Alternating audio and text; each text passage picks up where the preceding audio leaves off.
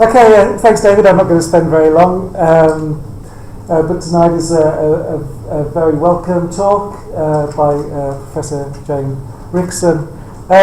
Those of you that have been to a number of my talks introducing IBAs in the past will get to know my spiel. Our strapline is IBAs biology that delivers, because we're an applied biology department that very much needs to make an impact, and we expect our students to do that as well as our researchers. And it's to deliver healthy environment, healthy animals and plants, healthy business, and healthy humans. And when I was thinking about tonight, I thought, well, we could forget about the IBAs and replace it by the word soils.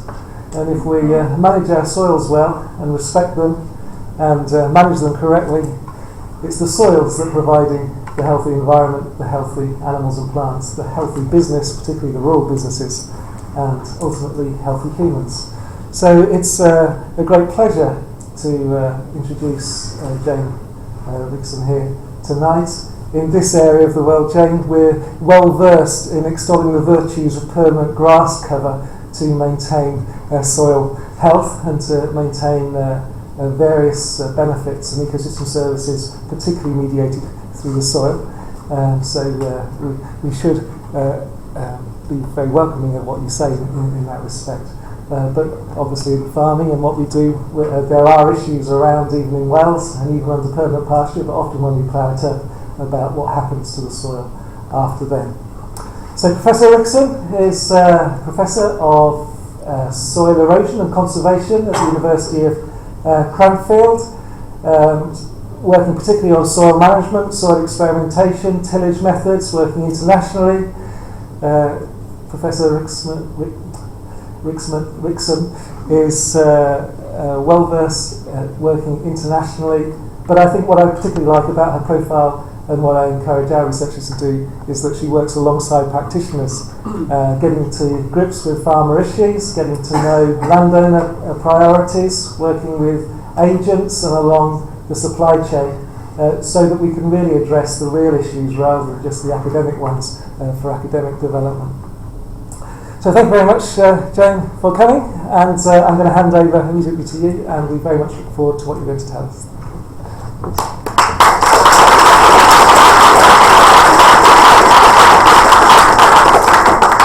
Well, good evening, ladies and gentlemen. I'd like to say thank you very much indeed for inviting me here. It's a pleasure to be here, and I hope you'll enjoy my talk. So, without further ado, so the title that I've been given for this evening's talk is Why Soils Are Key to the Sustainable Intensification of Agriculture in the Face of Climate Change. I heard some student, I believe, sorry, I'm making the assumption, but people behind me saying, so what's the title? And I was thinking, oh my goodness, they're going to have to write all this very long title down, so I apologise for that. So I'm going to be looking at various different spatial scales. My background, is that I'm a physical geographer by background who studied applied geomorphology, which is basically the study of landforms and processes that make those landforms. And of course, soil is critical to landform evolution and landform processes. So I'm going to talk a little bit about the global issues and then come down to specifics of the research that I'm carrying out. By the way, I was very interested in the introduction that this programme for which I've been invited as part of the National Research Network is £7 million. My fee is not £7 million. Ooh, yeah, okay. But anyway, it is a pleasure to be here this evening. Thank you very much for inviting me. So, the outline of my talk, and those of you that noticed the previous slide, I do mention that this year is the International Year of Soils, which I'm sure you all knew. Soils are terribly important all the time, but particularly this year, 2015, where it is the International Year of Soils. So what I'm going to be covering in my talk is, first of all, put this in a global context. And I apologise for those of you that were expecting a very precise scientific study, but to start with, I'm going to look at the context of soils and soil management in a global context. Some of the global challenges ahead and the role of soil in addressing those challenges. Then I'm going to look at the importance of soil in sustainable intensification. I know the Research Network is particularly interested in sustainable intensification, so I'm going to demonstrate how soils are critical to that. Then I'm going to sort of build you up to say soils are fantastic, look at all these things that they can do. Then we're having a bit of a downer by the third bullet point, which is the threats to soils that we face currently, and how this affects the functioning of soils, and how they then can contribute to this sustainable intensification. So then we're feeling a bit gloomy, a bit down, a bit miserable, but then we'll pick ourselves up, and then finally I want to introduce some of our soil management research that we carry out at Cranfield with a number of industrial partners as well as other universities. So the images that I've shown there really is to illustrate that soil exists at various different scales, from the nano scale right through to the landscape scale, and we're interested in the management of all those different scales. And then the bottom images show our philosophy about soil management, that there are soil management problems, as you can see by that eroding gully in this asparagus field, very light erodible soils, but we are working with the farmer to try and protect those soils from erosion. And I'll say a little bit more about that as my talk goes on. So, putting soils into context, I've sort of gone to the top, if you like.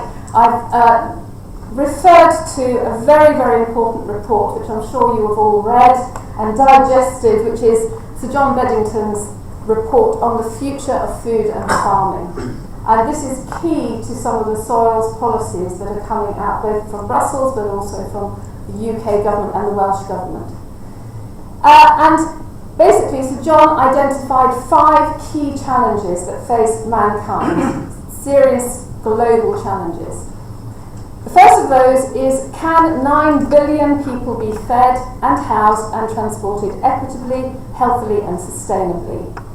Can we cope with future demands for water? Can we provide enough energy to supply the growing population coming out of poverty?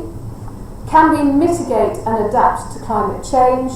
And can we do all of this and reverse declining biodiversity and loss of ecosystems? And so John identified these 5 key challenges to humankind as the perfect storm. And I've used this as an excuse to show a movie poster of a film that's got George Clooney in it. Sorry, just but anyway, it is the perfect storm of all of these challenges.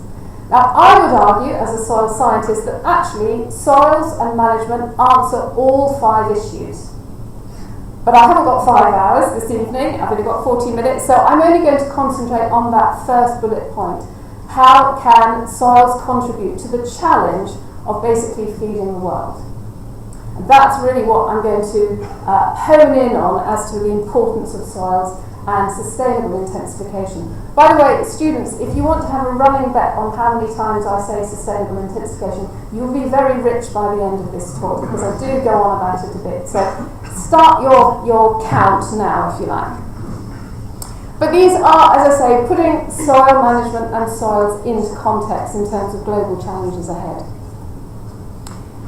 And if we look more specifically at what we're trying to achieve, a number of people have said it's all around food security and the role that soils play. And again, this is a wonderful aid memoir for your exam technique. If you need to think about, well, how do I define food security, think about the 5 A's. That food is available, both in quantity and in reliability. It's affordable in terms of all of the population can afford that food, so there is sufficient supply to meet the demand.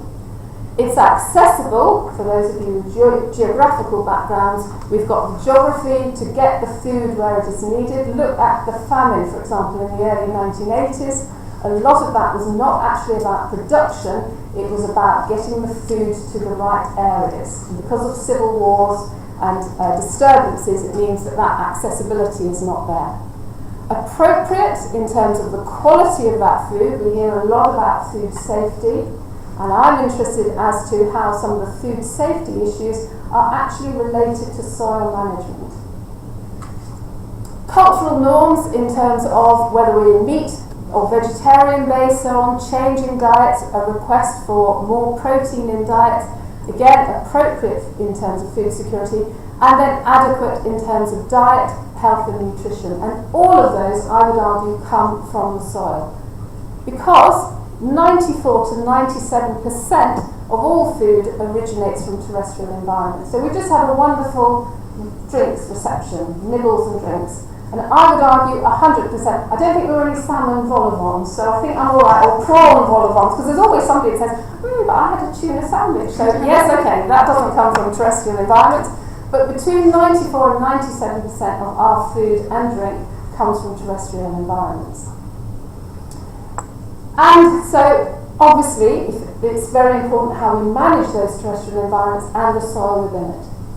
Global food production, it's been estimated, must increase by 3% annually, year on year on year, to 2030 to meet these rising populations. And Sir John Beddington's report identified, well, why is it important that we have food security? Because without food security, it leads to social unrest and political turmoil. So from a political point of view, there is a direct correlation between food supply and social unrest, and politicians, governments don't want to hear that. So this is why sustainable intensification, food security is so important, and I would argue that soils are critical to achieving that food security. The question is, how are we going to meet some of these challenges? How are we going to provide food to feed the world? Given the number of challenges, and again it's all about challenges, but we'll come to solutions afterwards. We have a finite amount of land. I've forgotten my visual aid, for which I apologise. I normally have an apple that I bring with me, but you just have to imagine. Virtual reality, here's my apple. If you imagine that the globe is an apple, some of you may have heard this analogy before, for which I apologise. About 74, about 3/4 of the planet Earth is water, so we can't grow food there. Of the remaining quarter of land, about half of that is uninhabitable to humans, so it's mountains, it's salt marshes and so on, so we can't actually live there or grow crops there. About 10% of it is only suitable for non-arable land, so it may be too steep, for example, so it would be put down to pasture, rangeland and so on. And of the global surface area, about 3% is suitable for arable, i.e. you can grow crops on it, arable crops on it, and it will not degrade. And yes, of course, you can extend that land, but it's onto marginal areas, steeper areas, thinner soils, poorer quality land, which will degrade if you use that land for arable cropping, for example. So we're dealing with a very, very small amount of land that we can actually grow these crops. And then the pièce de résistance, if you like, in this analogy, is that the topsoil on which we're growing these crops is the peel of that 3% of your apple. And that's what we have to play with. And there's many quotes that say our whole existence is reliant on the effective peel of that apple and rainfall. And without that, as a humankind is under threat. I've got a wonderful quote that demonstrates that. So when people say, is it a matter of life and death? Yes, it is. So how do we achieve this, given that we've not got an expanding resource in terms of land resources, and you only have to look at some of the FAO statistics to show that the amount of land available for agricultural production, food production, is fairly constant over time. So this graph, I picked this from the FAO statistics, which is a wonderful website if you want to include some of these statistics at a global scale. Since the 1960s, you can see that the total agricultural area has stayed pretty much the same. And when you look at arable land and permanent crops, they're even more constant over time. So the area of land is not increasing. And yet we have to increase our food production to meet food security requirements. So there's a challenge that we have first and foremost. We haven't got much of this stuff, and we're asking it to do more. We also have a challenge that we need to produce more food from this precious non-renewable resource when we've got competition with other land uses. Biofuels, don't get me started on maize. Don't get me started on maize.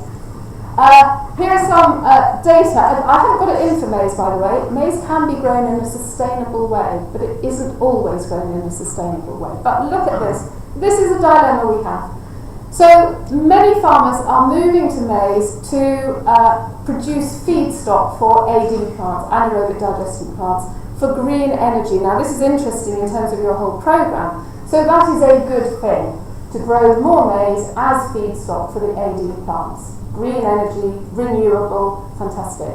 But look what it's doing to the soil. In places, not everywhere. But maize is notoriously an erosive crop, susceptible to high rates of erosion when grown on unsuitable land, steep land, highly erodible soils. So we're getting more and more instances of where we're getting runoff from heavily compacted maize land, where heavy loaders are going on, collecting the crop, usually when it's wet because it's late harvested, round about this time of year, very wet soils. Go on there with a heavy load and you've got real compaction problems, which leads to runoff. And the state of the soil, I'm not quite sure if you can see, it looks like a moonscape. We are appreciating that this is a problem, but we're also running a number of research projects working with farmers to say, yes, we understand maize needs to be grown for the green energy agenda, but at the same time it can be grown sustainably with appropriate soil conservation measures in field. So I'll come on to some of those field measures a bit later in my talk. So this is an issue that we have. We've only got a finite amount of land, and it's being used for other things like biofuels. Good green tick point, but look at what it's doing to soils in places, but also urban development, infrastructure, high speed. Don't get me started on HS2, because that again is land that's being used for other uses. There are other challenges like competition for water supplies, but I want to particularly mention this idea about the yield plateau. Because people say, well, okay, but we're getting cleverer in terms of increasing the productivity of the land that we have. So we're getting more crops. Our crop yields are going up year on year. But actually they're not. There is a yield plateau that has been identified. This, for example, is the UK national average wheat yields from 1980 to 2011. And you will see that there is this closing off of the increase in crop yields, despite the increases in fertilisers that are being put on, even irrigation. In the east, I'm from Bedfordshire, Cambridgeshire, we're even irrigating barley. So the demand, because of climate change, extreme weather events, is that we're beginning to irrigate more cereals, which I think 20 years ago was pretty much unheard of. But even where we've got those increase in inputs, like irrigation, like fertilisers, we're not seeing a concurrent increase in yield to meet some of these food security demands. So there is an issue there. We're also worried because I'm sure some of you know this issue about peak phosphorus. Phosphorus, again, is a finite resource. We will run out of phosphorus, rock phosphate. Who knows when, but it will be the case that we've reached peak phosphorus already, and the more that we're adding is not increasing yields. There's this tailing off effect. And then finally, all of these problems, these challenges, which I haven't really got time to go in for, are in the background of climate change and weather variability. And all of the climate change predictions suggest that we're going to get more extreme events. We're going to get warmer, hotter summers, drier summers, and we're going to get warmer, wetter winters. So the maize example I'm concerned about, because if we get wetter winters, wetter autumns, then this compaction problem going on the soil is going to get worse. And again, weather variability, I have colleagues of mine that are looking at water management, both in terms of drought, but also in terms of flooding. And we just have to look at the countryside at the moment. Very, very wet soils are prone to flooding. And the impact that has on crop production and land degradation, which I'm going to talk about in a minute, in that climate change is accelerating some of these problems of land degradation. So, maybe the answer is in the soil. Apparently, people, when I say this, those of you, I won't ask, but apparently there was a radio programme, is it Around the Horn or something? I mean, I'm old, but that sounds true. I was going to say I'm old, but I'm not that old. That sounds so rude. And I mustn't look at anybody then when I say that. Oh God, what have I said? Anyway, apparently there was I'm an Archers fan, so it's the equivalent of Joe Grundy. It came along and every week would say, so maybe, I'm not going to do a Somerset accent, maybe the answer is in the soil. I'm not looking at anybody to ask whether they remember that, because that would just be rude, but anyway. So maybe the answer is in the soil, that's what I'm trying to say. Okay, so the importance of soil in sustainable intensification. That's kind of what I've been asked to talk about. But I'm going to have a little bit of a footnote now because I want to let's hear it for soils. Because soils are not sexy. They are not sexy. And I dread going to a dinner party or sort of a social function when people say, oh, so what do you do? They usually say, so what does your husband do for a living? But anyway, that's enough. So in fact, the funniest thing is when we went to an international conference and there was a spouses tour. It was a long time ago, but it was called the Wives Tour. And my poor husband had to do tours of handbag factories and sort of stuff. He was thrilled because all the other wives of the delegates, oh, Tom, sorry, that was a long time ago. The world has moved on and it's fine, isn't it, girls? Okay. But anyway, so what do you do for a living? This is a footnote, just that I want to hear it for soils, because soils, if you think about it, soil is quite a negative term. Or in the general public, I would say soil is quite a negative term. Mud, in the 16th century, was used in a figurative sense, meaning worthless or polluting. Oh, we've come a long way since then. Mudslinging, negative. I'm going to be mudslinging. No, this is good stuff. His or her name is mud. That's an expression, again, a very negative connotation. By the way, that is, I don't know if this is a bit of a history lesson for you, but actually it was the surgeon that attended to Abraham Lincoln was actually called Dr. Mud, and he didn't save his life, and so that's where the expression comes from. So it's nothing to do with soil at all, so I don't know, I've included that, but it has been assumed that it's to do with mud. And as I say, connotations of the word soil, this is sad, I really should have been working, but I went on thesaurus.com or whatever it is, and you can do these what are they called? Thank you very much. And look at, honestly, this wonderful soil that I'm passionate about, grunge, grease, dirt, filth, step. So, I'm passionate about soils and how important they are to us, and I'm going to show that in a moment. By the way, also, soils are wonderful in the arts as well, and I haven't got time to talk about that, but I'm even more passionate about the impact of soil in art. And this is a wonderful book. If you want a Christmas present, put this on your Christmases. It's called Soil and Culture, and it's about soils in art. It has chapters on soils in literature, and in paintings, and in cinema. There's I know that it gets worse. There's a chapter on soils on postage stamps. Really? Okay, I'm not that mad on soils, but soils in warfare. How important soils are, and just at the moment, how appropriate today of all days, the role of soils in the Somme and the First World War, and even in Afghanistan and Iraq, in terms of how battles were won or lost because of the state of the soil. But just incredible, historical, political, all of those things. Anyway, that's just a sort of footnote, if you know. That's my commercial break saying soils are wonderful. Okay, now I need to get on to the serious stuff again. So, I just said how important soils are, and I want to demonstrate this by showing the importance of soils for sustainable intensification, which is sort of the core of my talk. By definition, healthy soils, and I'll define what I mean by healthy soils in a minute, are able to sustain plant and animal productivity. And much, much more. It's not just a growing medium that grows stuff, it does much, much more. And I'm glad to hear that we're talking about an ecosystems, goods and services framework. A lot of people think that's a load of, wiffly-waffly stuff, but it's a great framework to hang all of the benefits that we get from soils. And forgive me if I'm preaching to people who already know this, but look at the goods and services that we get from soil. Yes, provisioning, that we talk about agricultural production, food, fibre, fodder and fuel, although again I've raised some issues about using soils for fuel, but that's a green energy, but there are dilemmas there. Water storage and supplies. We only have to see what happened in Somerset a few years ago in terms of the state of soils being the cause of some of those runoff and flooding problems. If those soils could have just captured an inch of that rainfall, then that flooding would have been much less severe.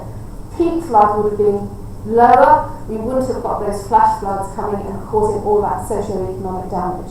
So the state of the soils were very, very important in terms of storing water, but also providing water during times of drought.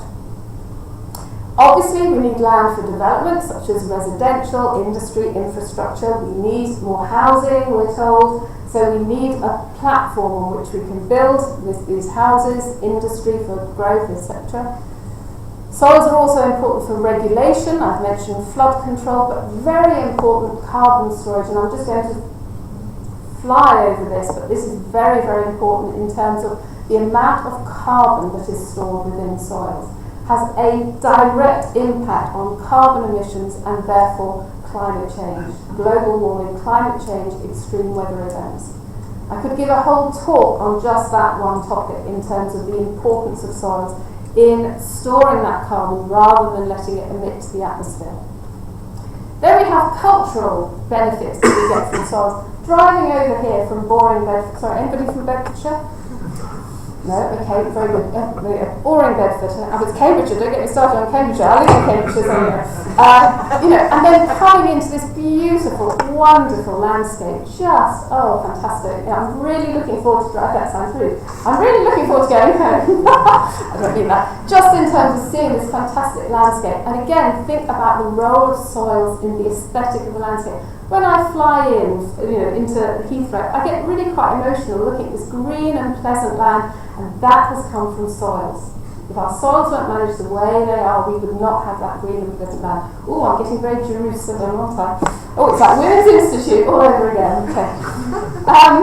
So also cultural, think about our recreation, our amenity, protection of heritage. Think of all the archaeological sites where soil is protecting those archaeological artefacts. And sometimes we excavate them, but then we reinter them because we don't have sufficient sensing technologies to actually take some of those artefacts out and explore them because we daren't touch them. But some of the sensing technologies, remote sensing technologies, are allowing us to look at that archaeology that is protected by soil. And then finally we have these supporting services, habitats for earthworms, for microbiology, and all of the biodiversity directives have to take soils into account because that is where biodiversity starts within the soil itself. So it's good stuff, it's brilliant stuff that it delivers all of these goods and services that I haven't really got time to go into. All of those you can all link with economic, environmental and social benefits. And by definition, this is my definition of sustainability, is that we have economic, environmental and social goods and services delivered. And soils can do that, hence soils have a very important role in sustainability. They provide us with economic goods, they protect and support social systems such as rural communities and livelihoods, and they help protect the environment in terms of flood control and so on and so forth. They are also linked, these ecosystems, goods and services are linked with human health and well-being. Very, very important to how we feel and how we are in terms of our health, which in turn is affecting individuals and national economic status. So I would argue the state of our nation is related to soils through these processes. Here's my quote. You know, like the Egyptians, they go in their pyramids when they die and they have all the hieroglyphics and everything. I think I might have this on my tombstone actually. I think this is a wonderful quote. It just captures everything. The thin layer of soil covering the Earth's surface represents the difference between survival and extinction for most terrestrial life. Isn't that a fantastic? Well, I think it's a fantastic quote. So it is a matter of life and death. So I mentioned that these all wonderful things happen for healthy soils, and there is a lot of discussion about what we mean by soil health. Two aspects that you often come across in the literature. One is soil quality, and here's a definition that it is the capacity of soil to function, in other words, deliver these goods and services, function within natural or managed ecosystem boundaries to sustain plant or animal productivity, maintain or enhance water quality, and protect health and human habitation. That kind of ticks all the boxes, doesn't it, really? Or more simply, the capacity of soil to function or its fitness for use. I think more trendy at the moment, however, is soil health. That comes up in the literature a lot. And again, there is this quote, which is actually from Innovate UK Knowledge Transfer Network, which says it's the maintenance of quality, so there's a link with soil quality above, the physical, so things like bulk density, structure, biological, earthworms, stuff like that, chemical, organic carbon, and quantity of soil. How much soil have we got? Have we got that depth of soil, or are we reducing our soil through erosion, for example? We've got a project with DEFRA at the moment, which is saying how important is soil depth, and when does it become critical that you don't have these goods and services delivered? When does that actually occur? Because we don't know. And it will depend on different soils, and it depends on what you're asking those soils to deliver. Anyway, so it's the maintenance of quality and quantity of soil relative to the requirements of human and biological systems, including food, fuel and material production, carbon sequestration and water regulation, so that the provision of soil services is sustainable. So very important, all of those points that I'm trying to say, how important soils are for sustainable intensification, are kind of added in those quotes. And so then the question is, well, okay, here's a lump of soil. Again, I should have brought a visual aid of a lump of soil. Well, is this healthy soil or is it not healthy soil? And the only way we can tell that is by actually carrying out a soil survey, actually look at the physical, biological and chemical characteristics of that soil. And again, students in the audience, it's a very, very complex system. As you can see, the top diagram shows incredibly complex, different carbon dynamics, nutrient dynamics, so on and so forth. But if you were in an exam situation and you need an aid memoir to help you with your exams, then soil health, I would say, is the pivotal 5. If you get these 5 right, you're likely to have a healthy soil. It's organic matter content.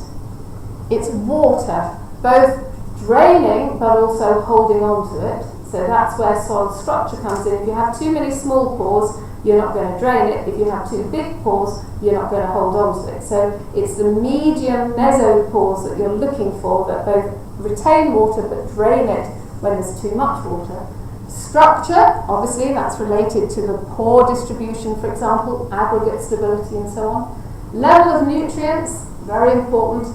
Soil biota, because they will help to cycle those nutrients. And all of those 5 obviously are interrelated. And as I say, as a quick shorthand, that is a pretty good start as to what we mean by soil health.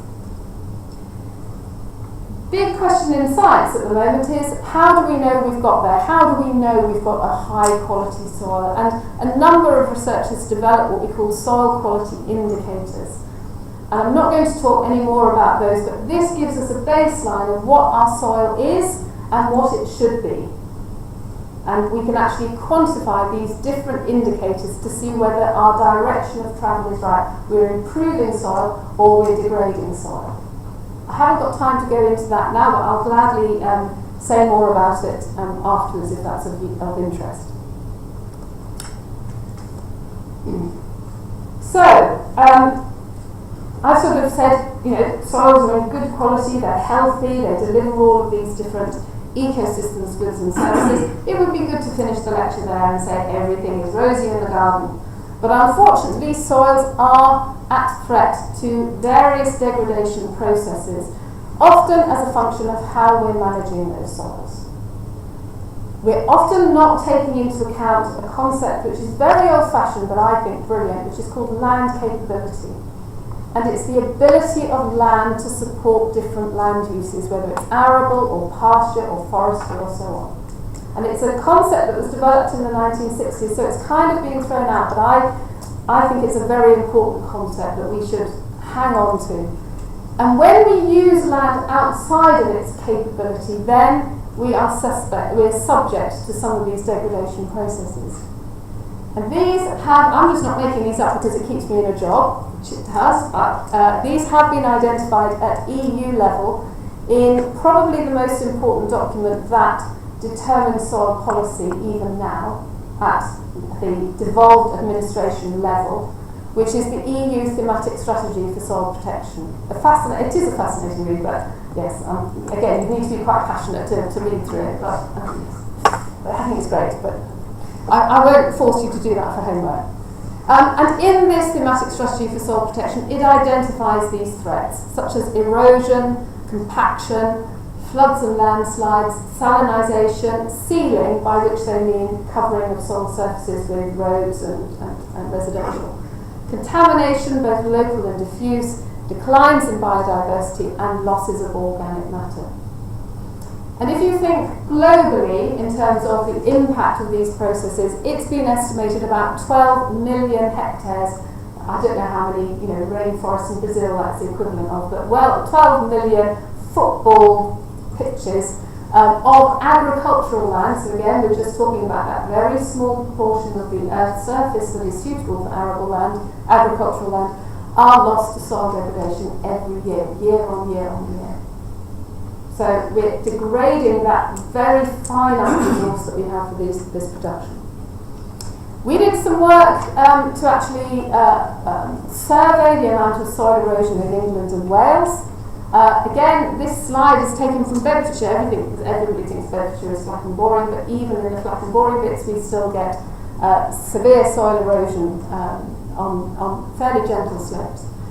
And we found that there are different types of erosion that occur in England and Wales: wind erosion, tillage erosion, co-extraction with root crops and farm machinery, particularly during wet conditions. Sticky mud sticks onto crops and farm machinery, and erosion by water, which the slide demonstrates there: rills, gullies, sheet erosion, and so on.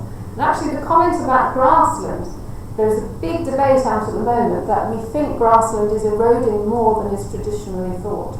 But you can't see it because the grass masks the effect that you do get sheet erosion, this uniform removal of soil. And some people estimate that it occurs at a rate of about 1 tonne per hectare per year. A tonne is about, those big fertiliser bags, that's about a tonne per hectare per year, even on grassland. Now, if you look at these different rates, I won't go through in detail, but the highest rates are probably associated with erosion by water that occurs because of rainfall and runoff on erodible bare soils, and that can get up to 15 tonnes per hectare per year. I think the maximum, the Guinness Book of Records, not that the Guinness Book of Records would be interested in it too, John Boardman on South Downs. Anybody from the South Downs, Brighton way? Oh, yes, really? Excellent. Shoreham, oh, very good. Yeah, just down the coast. Excellent, very good. Thank you. Usually, yes, exactly. You've passed. So I'm assuming you're a student then, and I should have confused. You are. Oh, very good. Well, you passed. That's good. Now everybody's going to say, yes, I'm from there.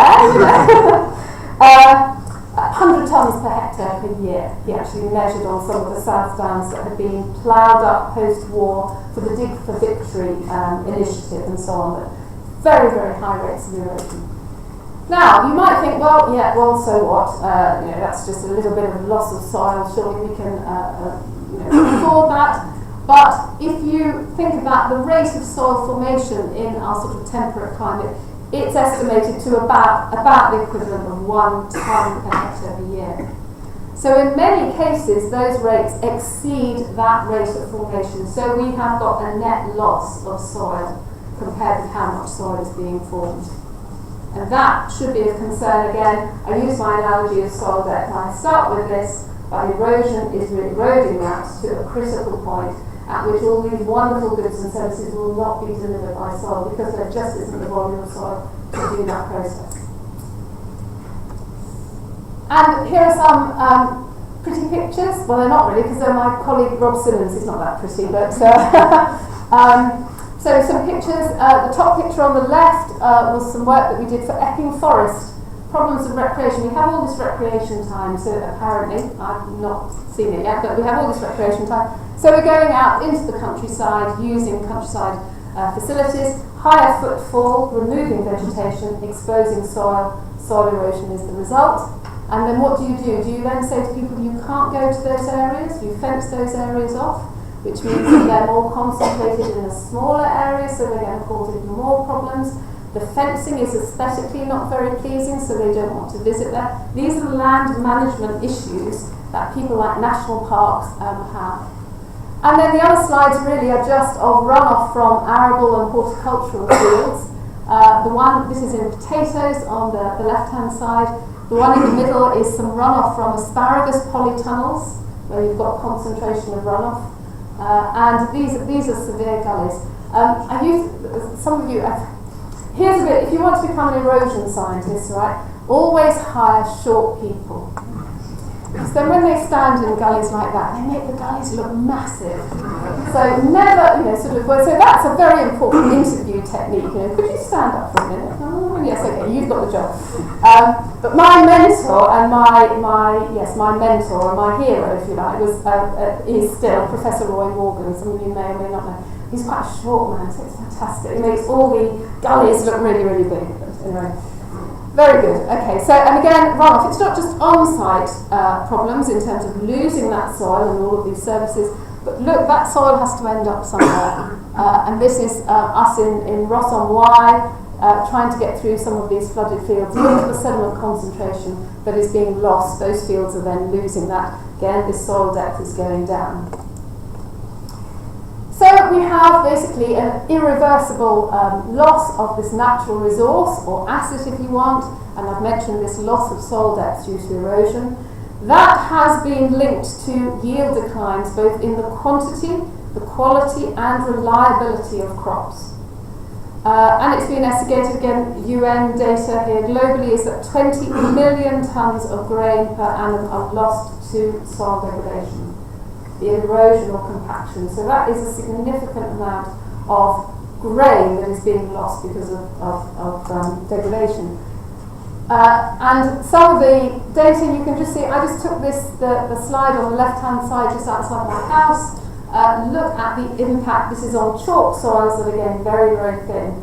And you can see the yield returns on that topsoil. At the top of the field, the convex bit of the soil are going to be significantly lower than for the rest of the soil, for the rest of the field as a result of that soil depth. And again, we can plot the relationship between crop production and topsoil loss. That will decline over time. And we did some work actually trying to put some numbers to this for England and Wales. How much is this actually costing the national economy?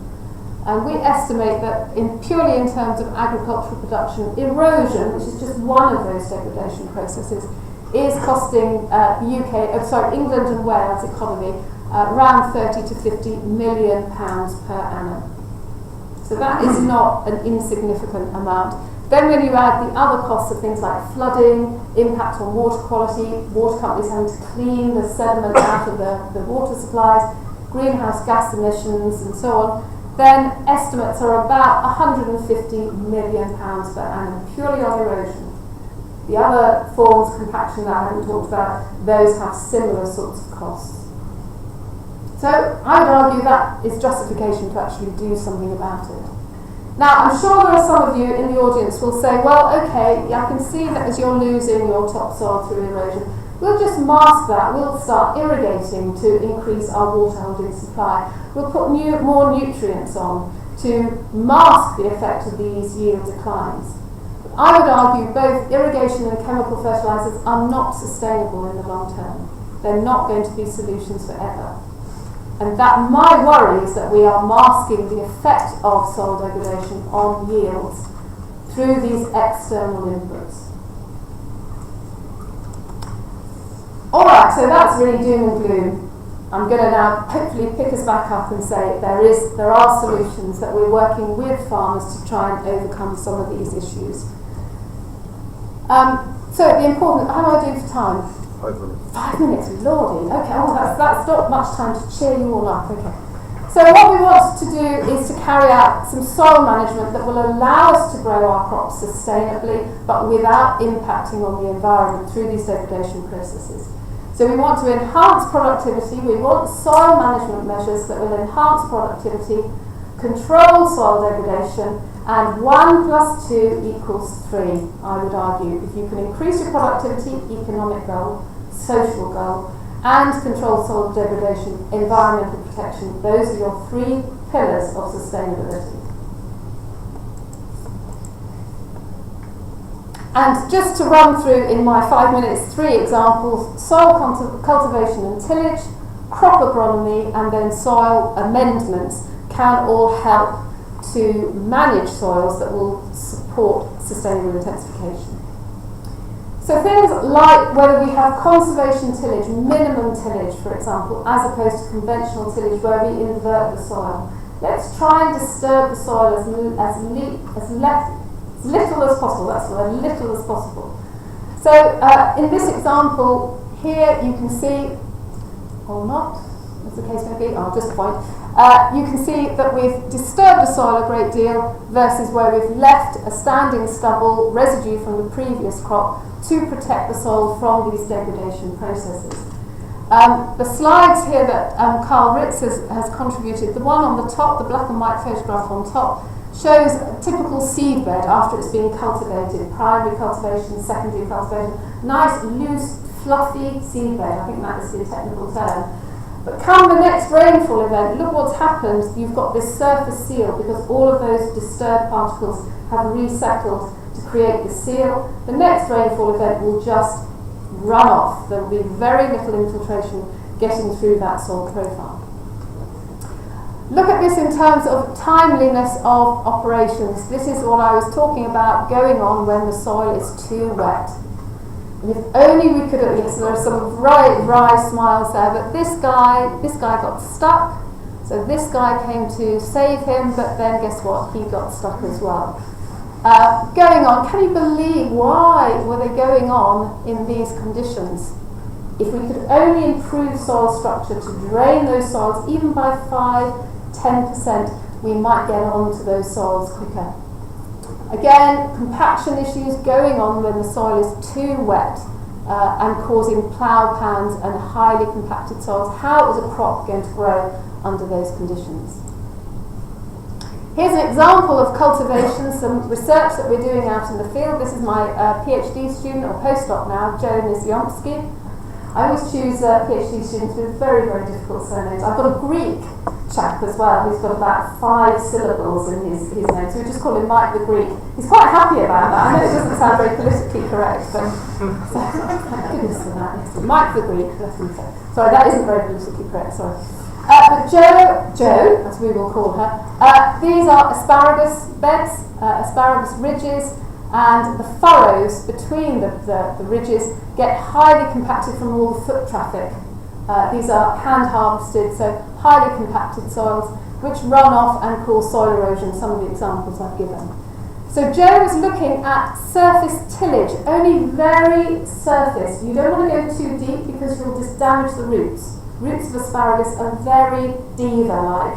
They don't like to be disturbed because they get diseases as soon as you break those roots. So it's important we didn't break the roots at depth, so we were looking at shallow soil disturbance and then looking at compost and mulches to maintain that soil structure that we've created from the tillage. So here's the different bits of kit. The farmer is currently using a wing tine, but we were looking at different methods that we thought theoretically would work. And we can go into our soil bin and drag these implements through to look at the degree of surface and subsurface disturbance. Lots of surface disturbance, so we get lots of infiltration, but the farmer did not want much underground disturbance, subsurface disturbance, because of his roots. Well, not his roots, but the asparagus roots. And from this, from the field trials, we can then measure the amount of runoff that comes from those different treatments. And you can see that obviously the tillage technique that you use significantly changes the amount of runoff. And if you've got no mulch there, then that structure will break down in time with the next rainfall event. So if we can put a straw mulch on, it helps maintain that structure. So hopefully the runoff will be reduced. We can use crop agronomy, lots and lots of research on cover crops, companion crops, and how those can protect the soil. We're interested in the root architecture. Can we use those roots to actually restructure soil, for example after potatoes, which reprofile soil, disturb soil? What about putting crops in that will actually recreate that structure over time? I'm going to move on these because I'm running out of time. Finally, in terms of what we can do with the soil management, what about adding some amendments, things like green manures and composts, so on, to try and improve productivity but reduce degradation? And again, this is a PhD student who is looking at the use of these amendments, various different amendments. Can it improve soil quality in terms of biology, physical, chemical characteristics, which then will have a direct effect on yield? So this is Benedict with his maize crops, looking at those different amendments. And again, we can see the degree of growth which is a result of the amendments, different amendments at different application rates. So direct link between soil quality and ecosystem services in terms of maize production. Okay, finally, what are my take-home messages? First, I don't know why that's come up. First of all, food production has to increase by 3% per annum. Healthy soils can deliver these multiple goods and services, but they can also be irreversibly degraded. Soil conservation or management can improve soil productivity and control degradation processes, but something I haven't talked about, the cost effectiveness of those practices are going to be very site specific, which is why we have to work with farmers as to what is going to work for them.